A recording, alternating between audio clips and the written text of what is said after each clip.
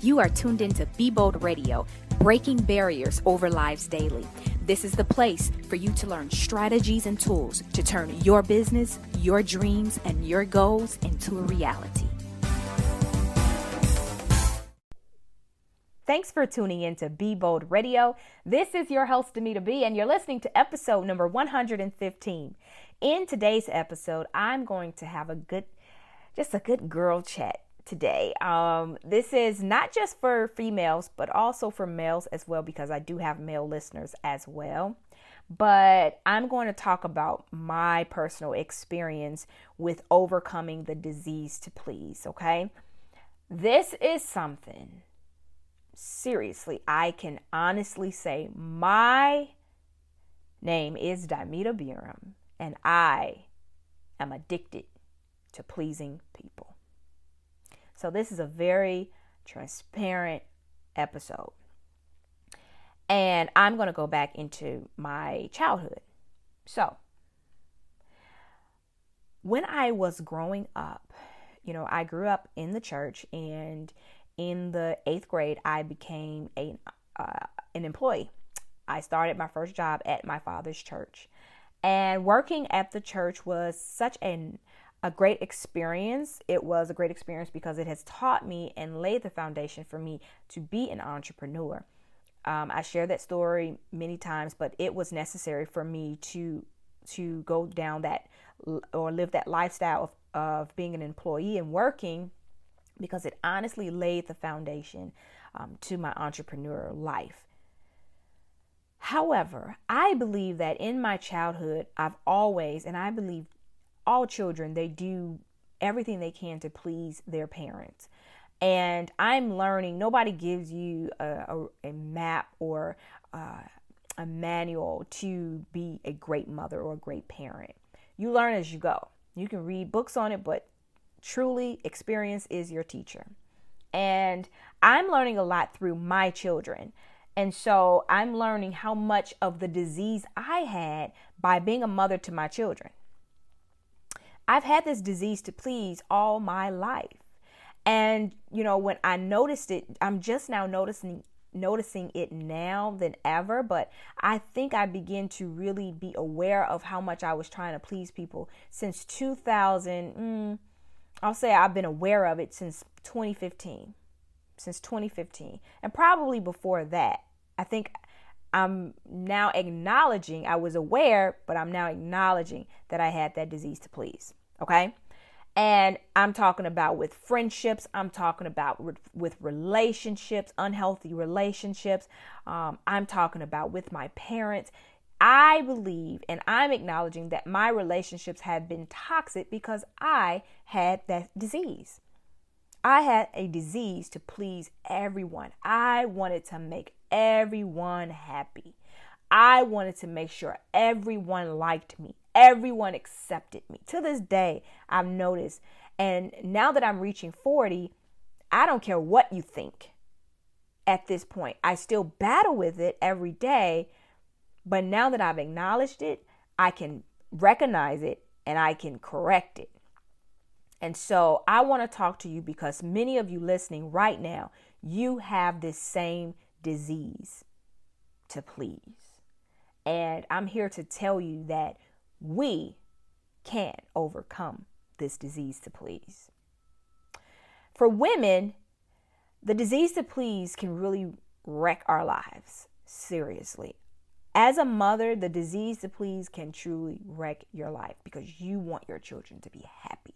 You want your children to love you and like you and always respect you and always, know that mommy came through and mommy did it and mommy, she made the way for me and mommy, she provided for me this way and mommy let me do this and my mom's the best. Thank you, mommy. We need that validation from our children, if you're honest. But for women, the disease to please, it really can wreck our lives in any area of our lives, even in your romantic relationships with your husband, with your spouse, your wife. We are nurturers by nature. As a woman, we're nurturers by nature, guys. Like as soon as the baby comes out, our responsibility is to nurture that baby. We don't even complain about it because this is us. This is what we do. We breastfeed. We want to nurture that baby to the most healthiest state ever. We are nurturers. We want to help and love on others. We want people to need us. But sometimes our actions are not an outpouring of love, but a result of wanting to please someone else. And I've learned that me trying to please everybody, it wasn't true love. It wasn't the real love. It was just me trying to make sure everybody else was happy. I've always tried to have perfect friendships.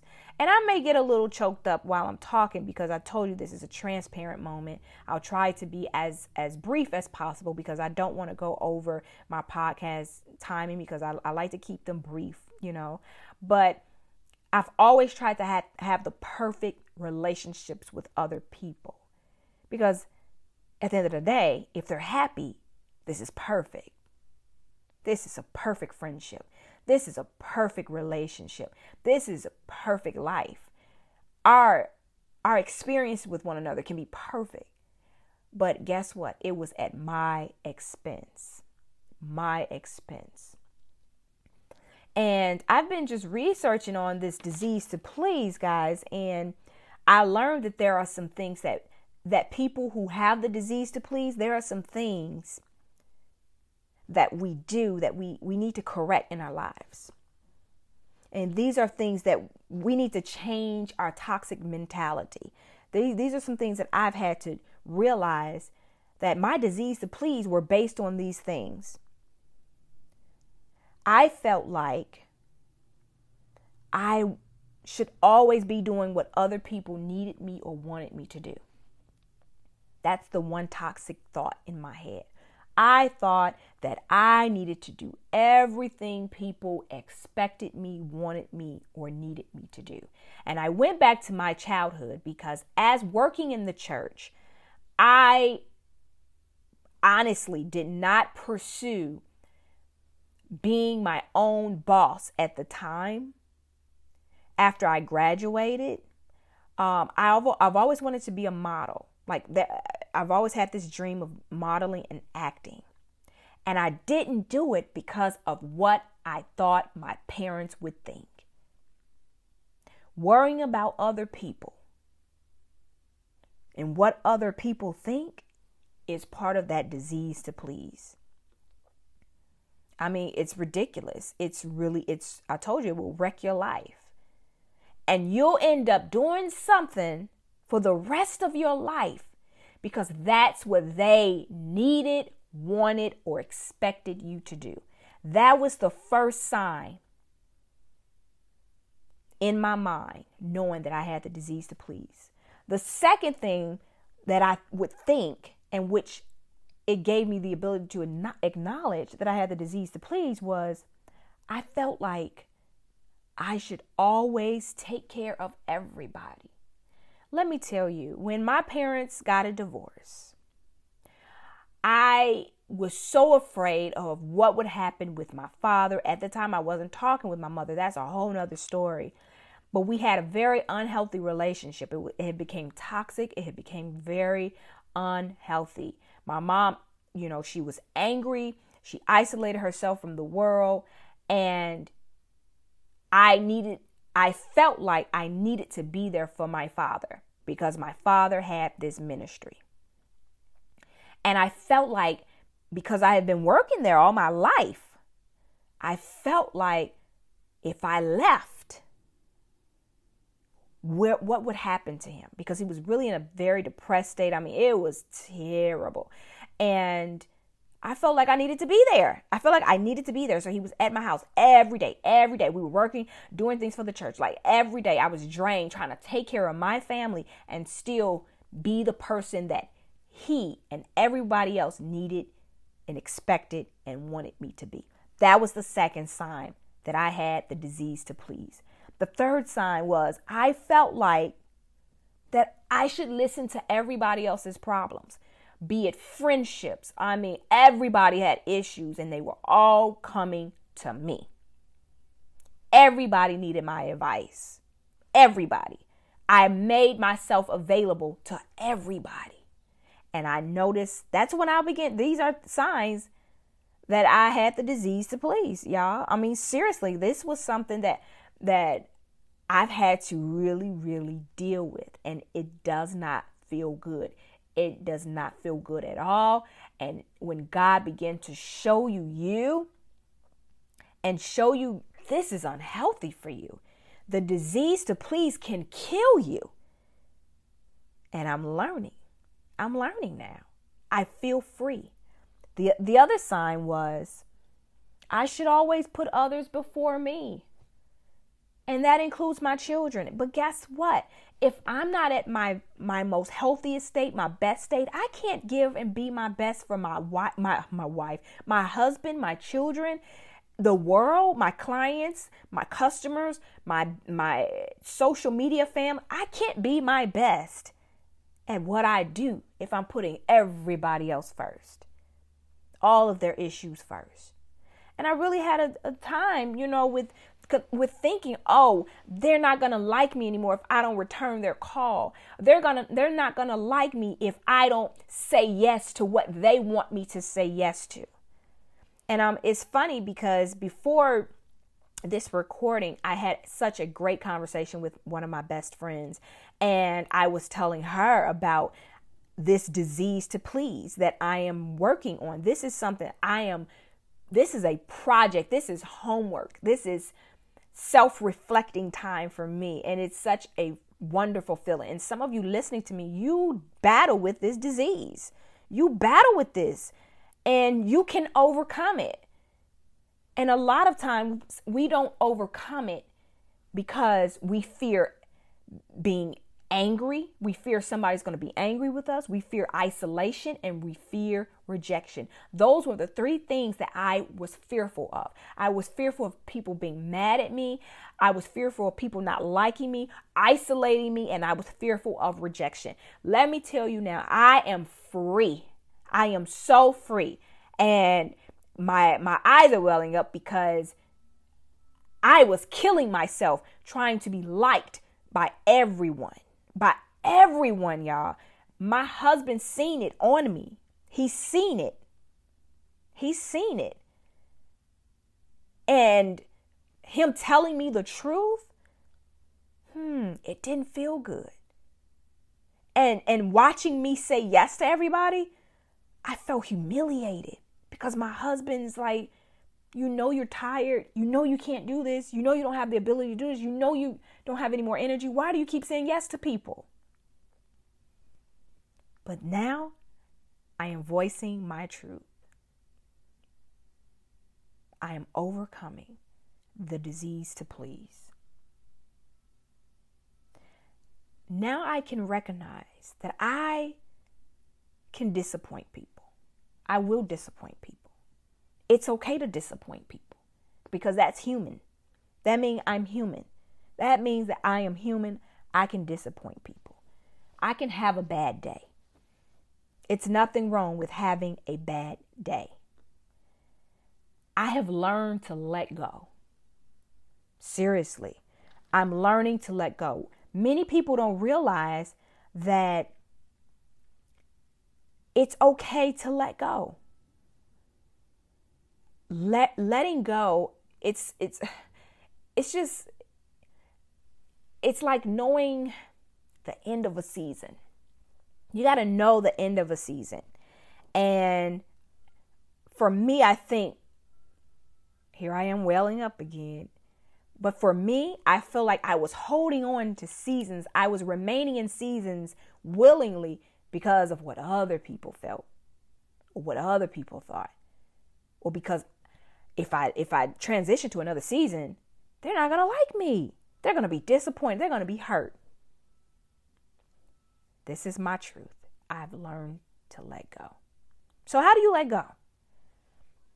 You take a look at your calendar. This is just one way.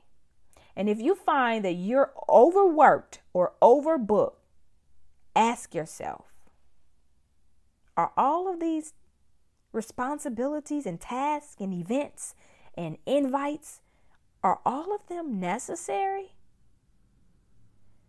which one of these on my calendar that I'm able to live without. And I've had to experience that. Like this morning, I had to say no to something. I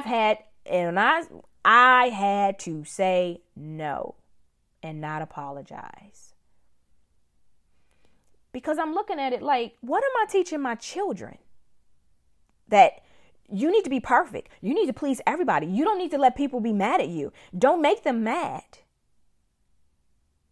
I was teaching them toxic behaviors. That's not healthy. That is not healthy. Now, the question I'm asking you, look at your calendar or look at your, whatever you got to do in these next few months. I don't know, next few weeks, next few days. Ask yourself, are all of these tasks necessary? Which ones can I live without? And which ones can others live without me doing? Which ones can be put off until next month, next year, next week, whatever? Now, I want you to take a moment, because this is what I had to do. Take a moment and figure out what priorities aren't on your calendar. Do you know what priority was not on my calendar? Oh, God, don't let me cry.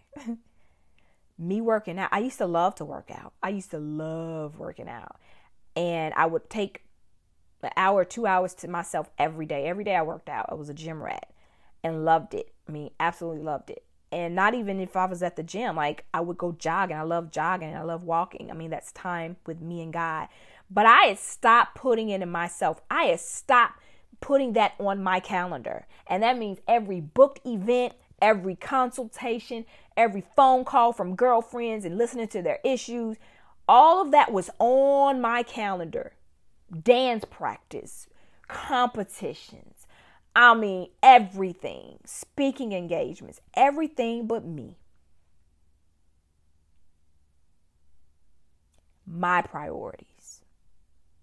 So now what I've been doing is blocking out the time I need to do what I need to do. That's a priority to me. Because I was making everybody a priority, everyone, everything a priority but me. So I'm letting you know I've learned to let go, and I'm not worried about what others think of me anymore.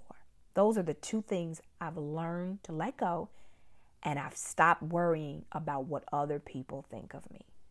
And every now and then, let me let you know this. Every now and then I get tripped up. Every now and then I mess up. But God pulls my coattail and he reminds me, Dymeata, we're working on you. We're working. We're going through chemo, pleasing chemo. That's what I'm going through.